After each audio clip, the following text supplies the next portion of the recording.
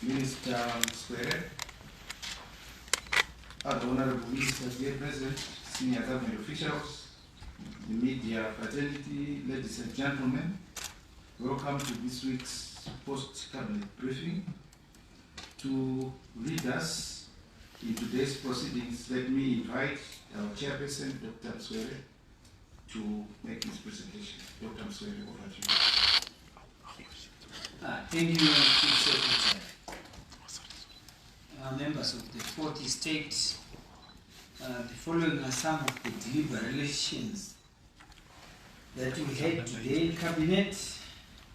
Cabinet considered the report on the preparations for hosting the 44th SADC Summit of Heads of State and Government, which was presented by the Minister of Transport and Infrastructural Development, Honorable Felix Mona, on behalf of the Chairperson of the Interministerial Task Force on SADC preparations. The technical preparatory subcommittees has been constituted to prepare for the 44th SADC Summit, namely focusing on the following areas: transport, protocol and conferencing, accommodation, entertainment, security and accreditation, media and publicity, health and environment, information communication technology, and also focusing on the public lecture. The SADC Summit will be preceded by the 7th Annual SADC Industrialization Week, which will run from the 28th of July to the 2nd of August 2024 under the theme Promoting Innovation to Unlock Opportunities for Sustainable Economic Growth and Development towards an Industrialized SADC. The Confederation of Zimbabwe Industries will assume chairmanship of the SADC Business Forum and will be hosted by the Ministry of Industry and Commerce in collaboration with the SADC Secretariat and the SADC Business Council and the Confederation of Zimbabwe Industries.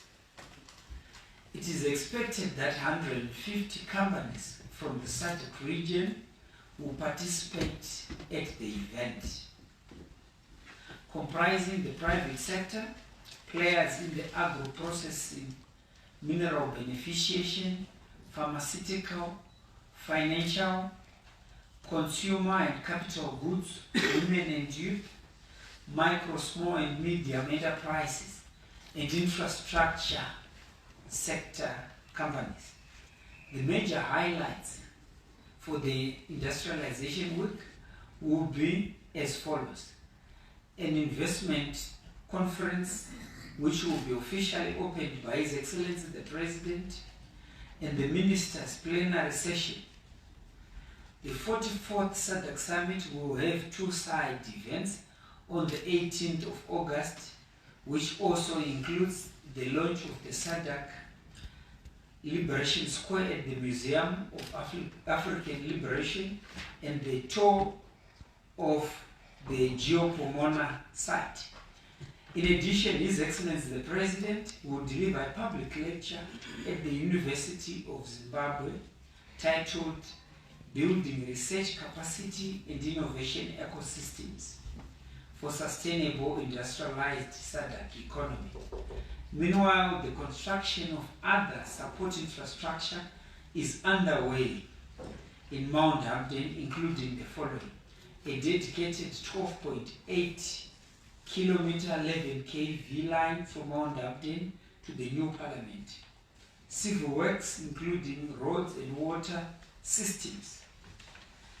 Cabinet received and considered the report on the National Drug and Substance Abuse Response, which was presented by the Minister of Home Affairs and Cultural Heritage, Honorable Kazembe, on behalf of the Chairperson of the National Committee on Drug and Substance Abuse in Zimbabwe. The fight against the scourge of drug and substance abuse will continue across all provinces of Zimbabwe. Monitoring, surveillance, and law enforcement activities continue with a total of 2,373 individuals having been arrested, whilst 48 bases were identified, raided, and destroyed in 6 provinces, namely Harare Metropolitan, Manicaland, Mashonaland Central, Matabeleland North, Mashonaland West, and Midlands provinces. Joint operations involving the Liquor Licensing Board and the Zimbabwe Public Police were conducted, resulting in 724 liquor premises being inspected, out of which 124 outlet owners were arrested for violating license conditions. Cabinet also approved the upward review of the fine from level fine worth $30 to level 7, which is United States dollars $400, or ZIG equivalent, or imprisonment for a period not exceeding 2 years. A total of 25,792 youths were sensitized on anti-drug and substance abuse-related matters in Masvingo, Mashonaland Central, Matabeleland North, and Manicaland provinces, while in the education sector, a total of 569,000 learners were sensitized through special assemblies in collaboration with the victim-friendly unit, guidance and counseling, interactive sessions, sporting activities, and peer education. The Ministry of Women Affairs, Community, Small and Medium Enterprises Development sensitized 14,000 people in all provinces through various platforms such as campaigns against gender-based violence, child marriages, HIV and AIDS campaigns, internal savings and lending, financial literacy, board meetings, and gender sensitization meetings in collaboration with sister ministries and development partners. A total of 16,000 people were capacitated on various income-generating projects such as poultry, detergent making, drink making, and packaging. Religious organizations have also embraced the fight against drug and substance abuse through campaigns encouraging particularly the youth to live drug-free lives. The Empower Bank capacitated youth across the country by providing them with starter pack, which is financial packages. A total of 101 youths were trained under the revamped Youth Service in Zimbabwe program, while more youths are expected to be enrolled following the launch by His Excellency the President, Dr. Idi Mnangagwa, at Nakiwa in the Uzumba Maramba Pfungwe district of Mashonaland East province. In an effort to restore the spirit of volunteerism, responsibility and ownership in the Youth Build Zimbabwe initiative saw 1,900 youth volunteers participating in various community development projects in Masvingo, Mashonaland East and Mashonaland Central provinces. Cabinet considered the report on the signing ceremony of the joint drought flash appeal document, which was presented by the Minister of Local Government and Public Works, Honorable Daniel Garwe.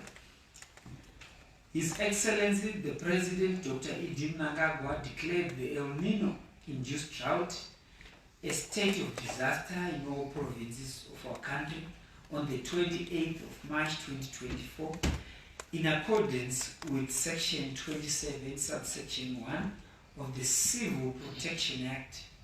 The declaration is a domestic and international appeal amounting to $3.3 United States, targeting critical areas such as search and rescue, mitigation, response and resilience building.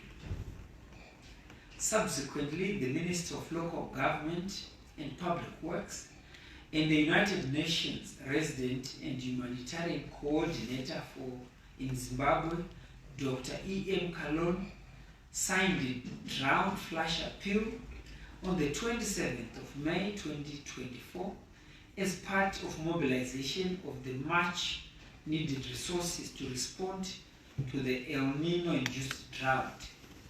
The Drought Flash Appeal targets to mobilize $429.3 United States dollars, which will contribute to 13% of the national appeal requirements.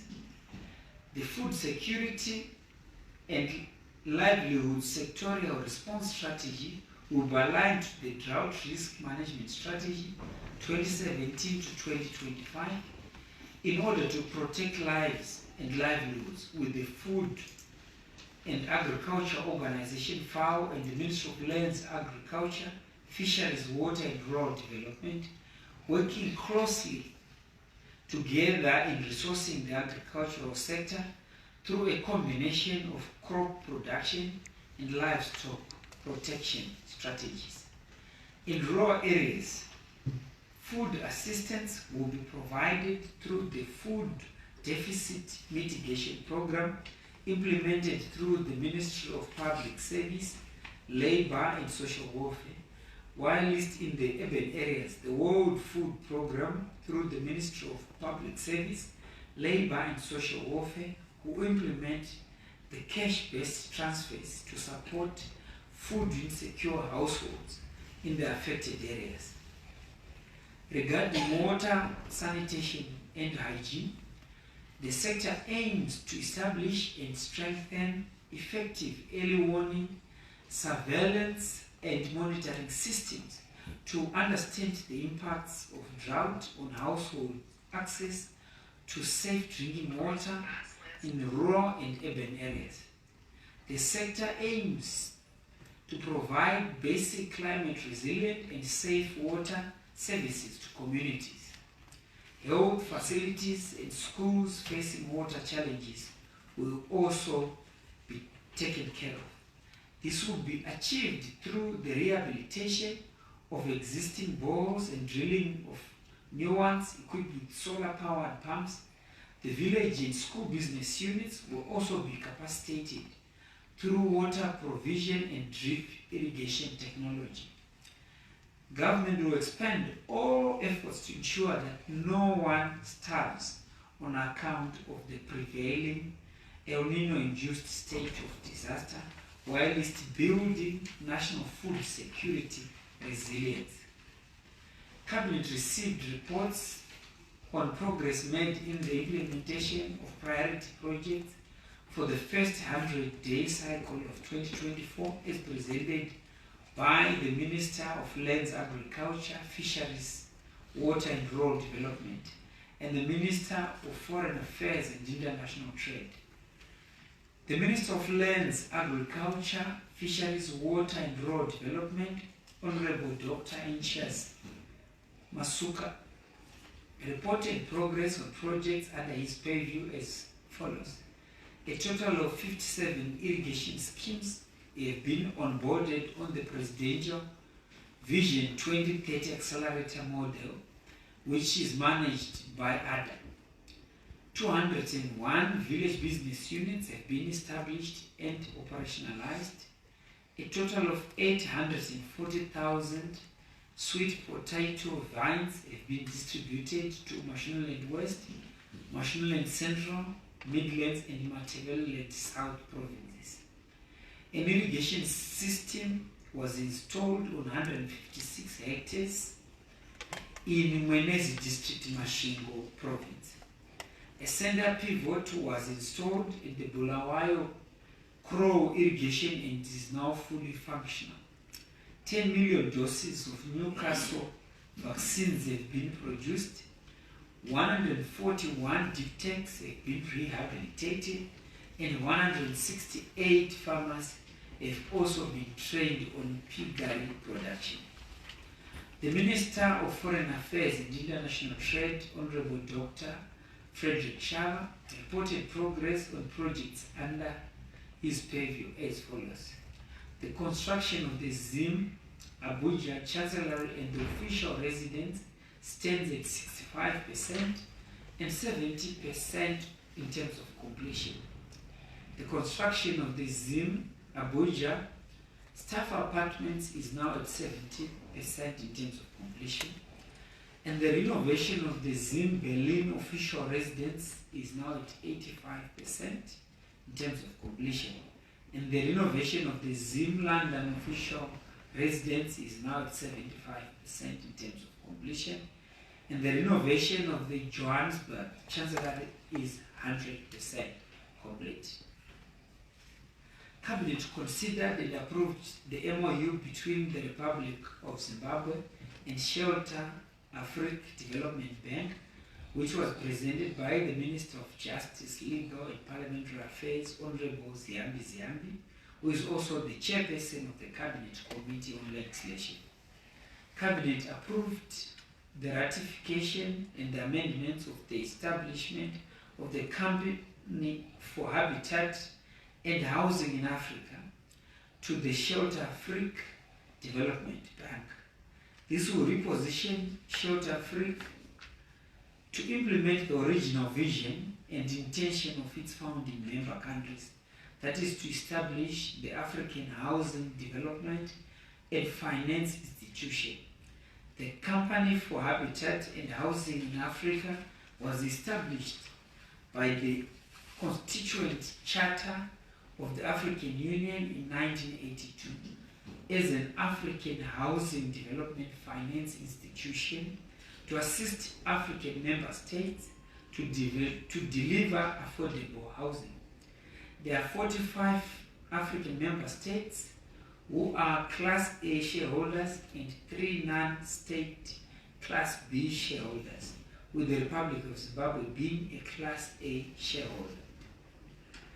Cabinet received the report on the virtual extraordinary summit of SADC heads of state and government on the El Nino situation in the region, which was reported by the Minister of Foreign Affairs and International Trade, Honorable Dr. Frederick Shaba. The SADC heads of state and government held a virtual meeting on the 20th of May 2024 to discuss the humanitarian situation in the region following the El Nino-induced drought that has adversely impacted on the livelihoods and the economies of many countries in the region. The extraordinary summit adopted 7 decisions, including the launch of the SADC Regional Humanitarian Appeal worth $5.5 billion. The appeal is intended to augment the efforts of the affected member states in mobilizing assistance from regional and international humanitarian partners and persons of goodwill. In his intervention, His Excellency the President, Dr. E.D. Mnangagwa, appraised his counterparts on the economic and humanitarian challenges facing Zimbabwe due to the late onset and early end of the rainfall season. The President also briefed the summit on the interventions that the government of Zimbabwe is undertaking in order to mitigate the effects of the drought and build resilience. On the related matter of enhancing sufficient energy supply, the summit directed member states to prioritize regional priority power projects and to increase the uptake of renewable energy, as well as to develop and implement waste-to-energy projects. The summit condemned the attempted coup that occurred in the Democratic Republic of Congo on the 19th of May 2024 and reaffirmed its opposition to any unconstitutional changes of government in the region and beyond. Cabinet received a noted report on His Excellency the President's attendance at the Korea Africa Summit as presented by the Minister of Foreign Affairs and International Trade, Honorable Dr. Frederick Shaba. His Excellency the President, Dr. E.D. Mnangagwa, attended the Korea Africa Summit held in South Korea from the 4th to the 5th of June 2024. A total of 24 heads of state and government attended the summit, which was held under the theme, "The Future We Make Together, Shared Growth, Sustainability and Solidarity." His Excellency the President held bilateral talks with his counterpart, who is also the President of South Korea, during the period of the summit.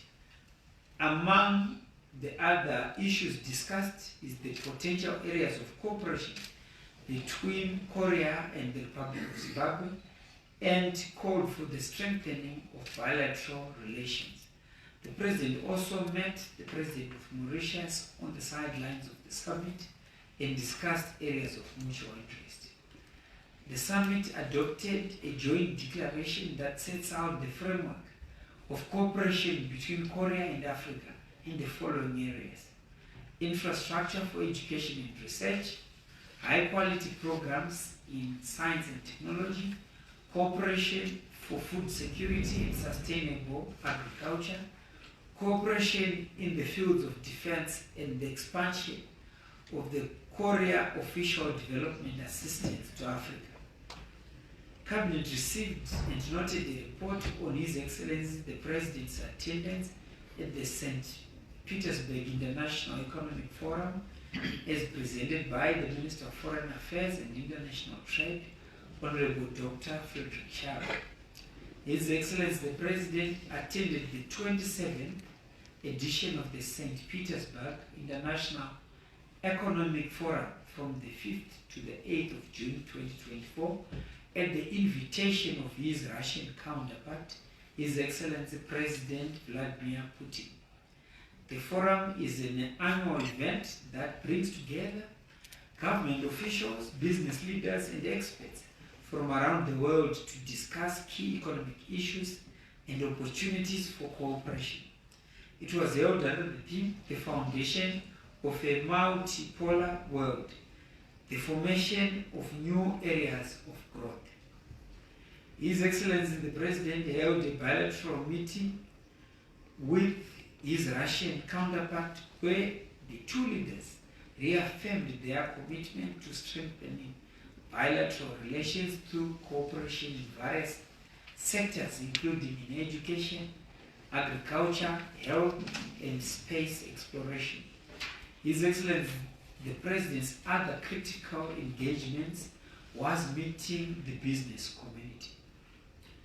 Cabinet received a report on the current influenza-like illness in Zimbabwe, as reported by the Honorable Minister of Health and Child Care, Dr. Douglas Mungeshwara.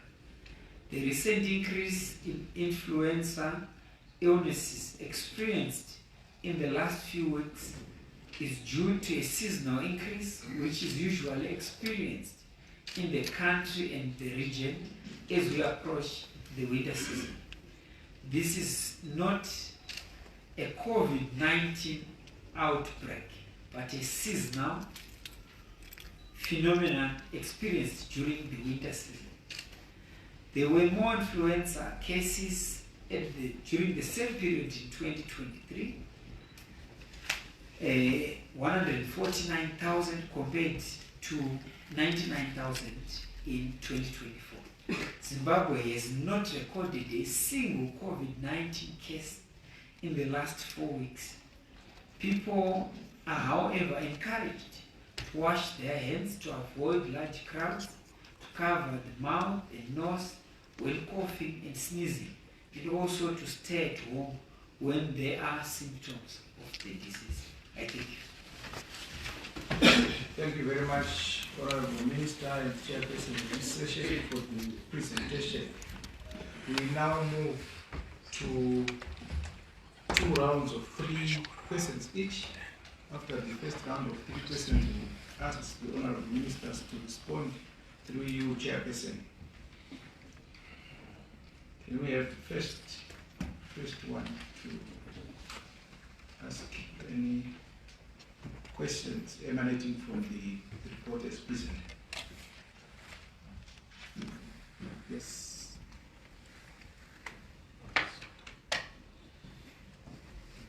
Sorry. Effort and Secure, SABC News. I noticed the Minister of Foreign Affairs has left the room. My question was directed to him, so I hope the Minister of Information can respond. During President Mnangagwa's visit to Russia, there are video clips of his interactions with his Russian counterpart that have caused a bit of animosity, so to speak. We wanted to find out, we read reports that Russia, not Russia, Zambia was not happy with some of the remarks that were made by President Emmerson Mnangagwa during his interaction with the Russian president. And they had intended to seek diplomatic recourse. We wanted to find out if Zambia has reached out and what is the position or what is the current status of those talks. Thank you.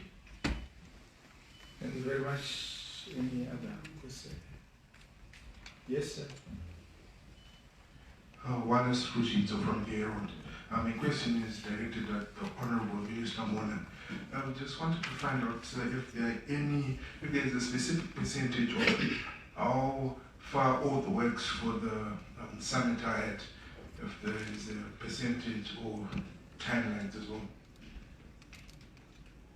Thank you very much. The last question in this round. Yes, sir.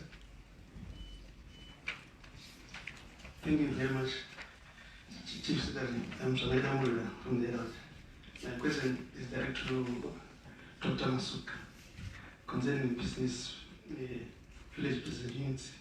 What methods have been employed to sustain the village business units to ensure continued maintenance of things like bores that would have been drilled and other related costs?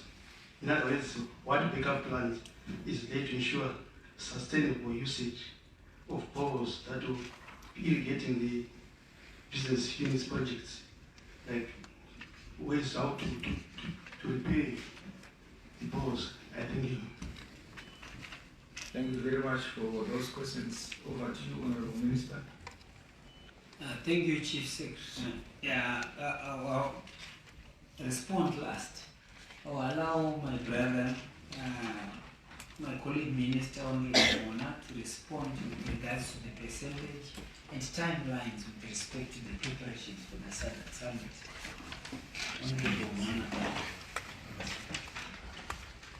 Mona. Thank you, Honorable Chair, and also let me thank my good brother, Wallace, for that very important question, which then gives me that platform to apprise the citizenry and the people of Zimbabwe at large on how far we've gone.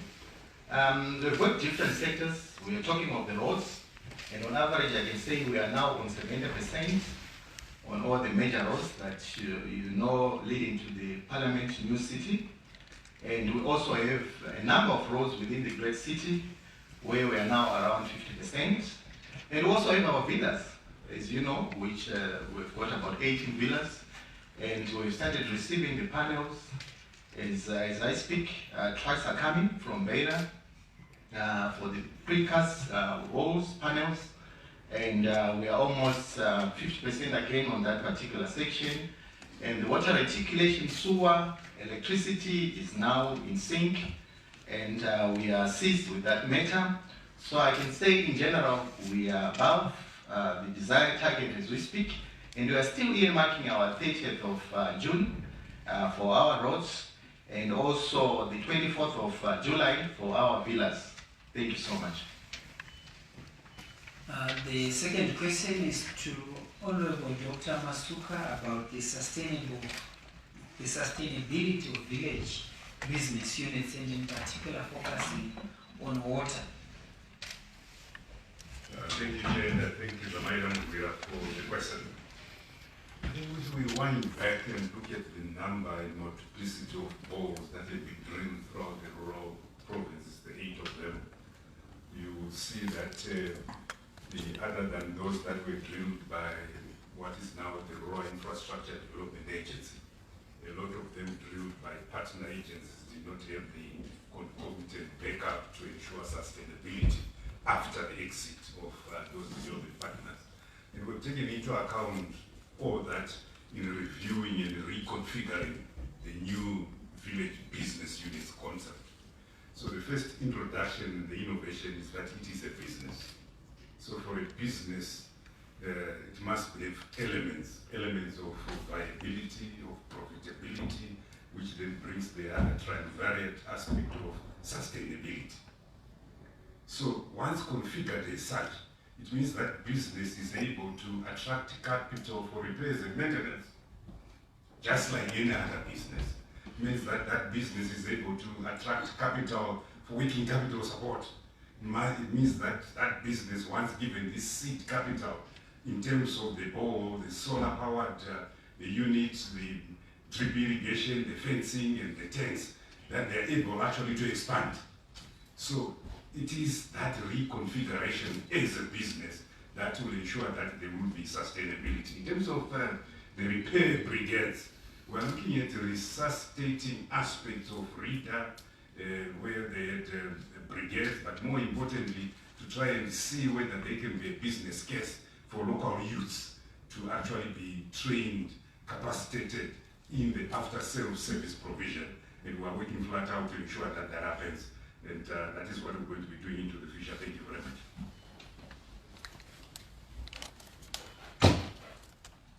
Okay, the last question from Effort Secure. I might not be aware of the particular video that he refers to, but just to underline that our international relations are governed by the engagement and re-engagement strategy, and that we are a friend to all and an enemy to none. Zambia is our neighbor in the geographical reality, with a long history from the federal days all the way to the contributions that we worked together during the liberation struggle, and at the same time that we are Siamese twins. I might not be aware of some of the questions that he refers to, but we are a friend to all and an enemy to none. Thank you. Thank you very much, Honorable Ministers, for responding to the first round of questions. Let us move to the last round of 3 questions. Again, we'll ask the ministers to respond after those questions. Yes, sir. Ebert Mutugu from Louisiana. My question is directed to the Minister of Health and Child Care about the influenza. The social media has been awash about reports of possible deaths resulting from this condition. Officially, do we have anything on record as people having succumbed to influenza? Thank you very much. Can we have another one? Yes, you want a second bite? Over to you. Mine is directed at Honorable Minister Gary. We just wanted to find out in terms of food distribution. We heard that it had commenced. We just wanted to find out if you've got any statistics for the number of people that have been assisted so far, both in the rural areas and urban areas. Thank you. And we have the last question. Yes. Thank you. My name is Kudzana from TechMed. My question is directed at Minister Mona.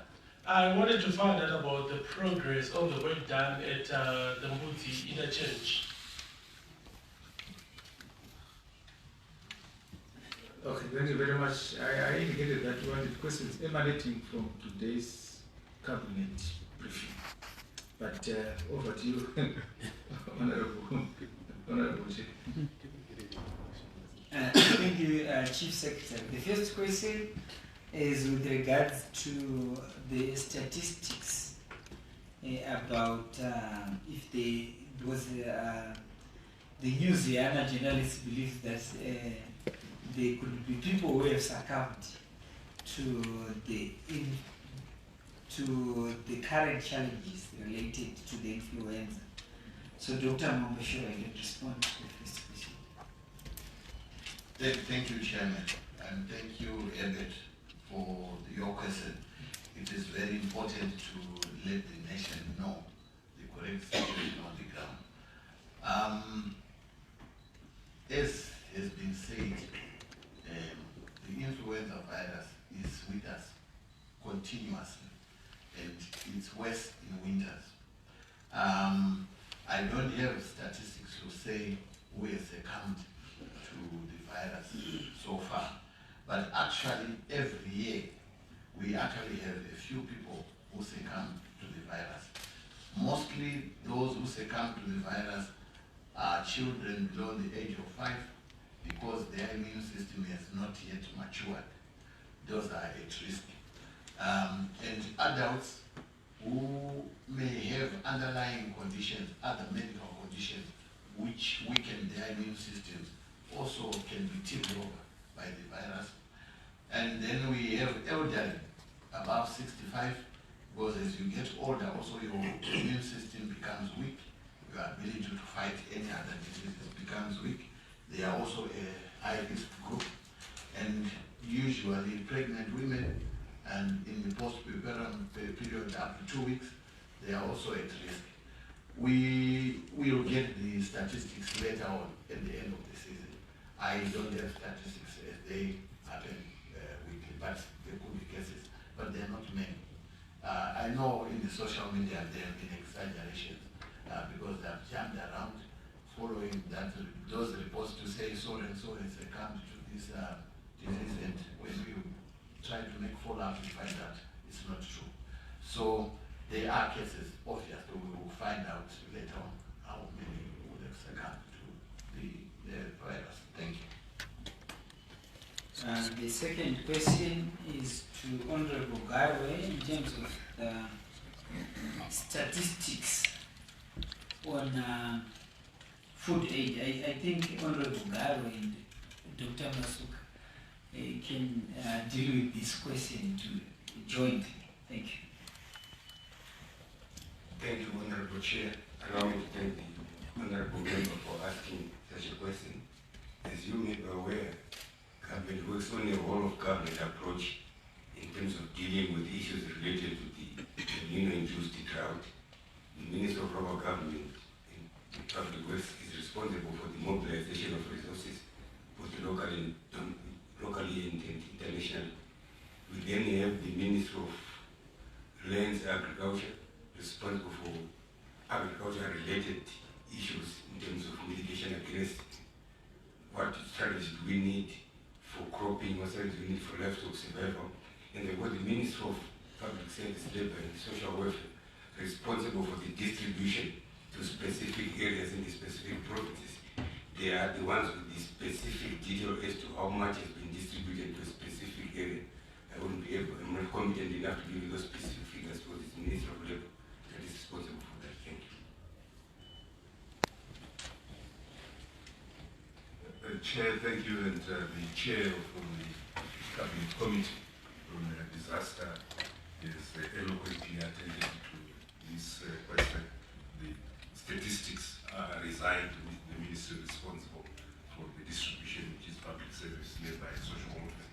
Our role is, of course, production and to be able to move grain from deficit areas, from surplus areas to deficit areas, which we are doing currently by road and by rail, and also then to just ensure that the Zundaramambo is also given the requirements of the 8,100 metric tons in addition to the individual and household-based distribution in rural areas. As you know, in the urban areas, this will be a cash disbursement to enable these households and individuals to purchase appropriately priced mealie meal. But the statistics are with the ministry responsible, and perhaps the chair could arrange for a separate engagement for those statistics to be available. Thank you very much. Thank you, Dr. Masuka. Yeah, we'll arrange for a separate press session with the Minister, Comrade Julani. The last question is outside the issues that we deliberated in cabinet today. But the minister is comfortable to respond to the progress that is being achieved on the Mbudzi interchange. Perhaps this will be the last time. Thank you. Thank you, the listening chairman, for the indulgence. And I want to thank Brother Kuzai, which I think the matters of national interest, and it allays some of the fears within the public domain. Honorable Chair, I'm happy to report that as we speak, we are now on 65% on the interchange. Why is so special? This is going to be the second in the region after South Africa. So it's not something that we can talk of just in a roundabout. And I'm happy also to report that since last week, we've started moving the pre-stressed beams from Mount Upton to the Mbudzi interchange. And these pre-stressed beams, they are from 22 meters to 27 meters in length. So you can imagine that even per day we are moving close to 2 because of the standstill in the city when we start moving this, and they are about cemented. And it is also my humble plea that we have a second Indaba with the 40 states, members of the 40 states, where we are going to invite you to do another tour where you will see the expertise being demonstrated on the this magnificent infrastructure. So I thought maybe it is of paramount importance to just update the public that we are on course, and others were asking whether this year it is going to be completed, and I do concur and buttress that you will see a completed goods interchange. Thank you so much. Thank you very much, our chairperson and honorable ministers, for responding to those questions. We've come to the end of today's post-cabinet press briefing. Thank you very much, and I want to remind the members of the 40 states that on Tuesday, let's be